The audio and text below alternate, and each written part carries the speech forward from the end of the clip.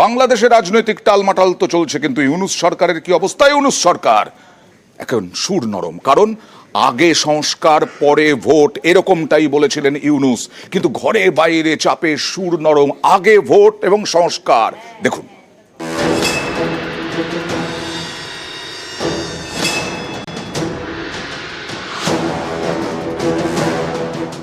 এতদিন বারবার বুঝিয়েছেন বাংলাদেশ ভোটের এখনো দেরি আছে।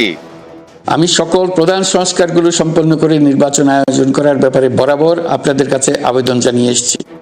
ঘরে বাইরে চাপের মুখে পড়ে মোহাম্মদ ইউনূসের এখন সুর নরম।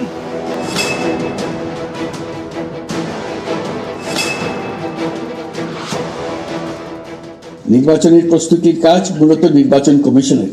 সংস্কার ও নির্বাচনের প্রস্তুতি একই সঙ্গে চলতে থাকবে। নাগরিকদের নির্বাচনের তারিখ না পাওয়া পর্যন্ত এই প্রক্রিয়ায় সময় দিতে হয় না, কিন্তু সংস্কারের কাজে সকল নাগরিককে অংশগ্রহণ করতে হবে। 10 দিনেই সুর বদল, আগে সংস্কার পরে ভোট, এই অবস্থান থেকে সরে এলেন মোহাম্মদ ইউনূস। অনেকেই বলছেন এর থেকে স্পষ্ট ইউনূস সরকার ঘরে বাইরে কতটা চাপে। একদিকে সুর চড়াচ্ছেন হাসিনা।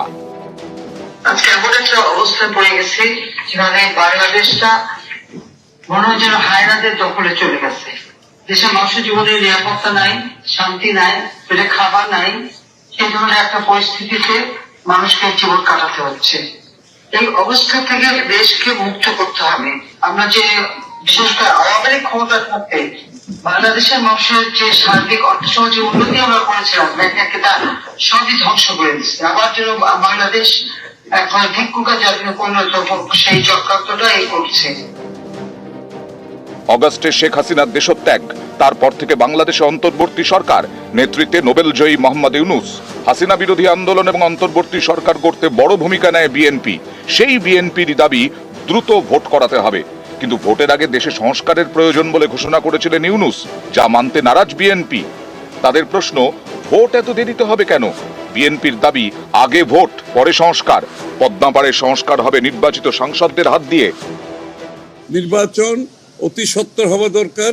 একটি নির্বাচিত সরকার যত তাড়াতাড়ি ক্ষমতায় আসবে, যে বাংলাদেশের বর্তমান অর্থনৈতিক, সামাজিক, রাজনৈতিক এবং বৈদেশিক যে বিষয়গুলো আজকে আমরা সম্মুখীন হচ্ছি, সেগুলো একটা নির্বাচিত সরকারের পক্ষে দ্রুত সমাধান দেওয়া সম্ভব। সেটা একটি সংসদ সরকারের মাধ্যমে আমাদের এই কাজগুলো করতে হবে। সংস্কার করতে হবে সংসদে। ইউনূস সরকারের প্রেস সচিব জানিয়েছিলেন বাংলাদেশে সাধারণ নির্বাচন হবে 2026-এর জুন মাসের মধ্যে। এ নিয়ে বাংলাদেশে অনেকেরই আপত্তি। মাননীয় প্রধান উপদেষ্টা বলেছেন আগামী বছরের শেষে অথবা তারপরের বছরের মধ্যখানের ভিতরে একটা নির্বাচন অনুষ্ঠিত হতে পারে। আমরা বলবো ক্রমান্বয়ে সুস্পষ্ট ঘোষণাটাও দিয়ে দিন।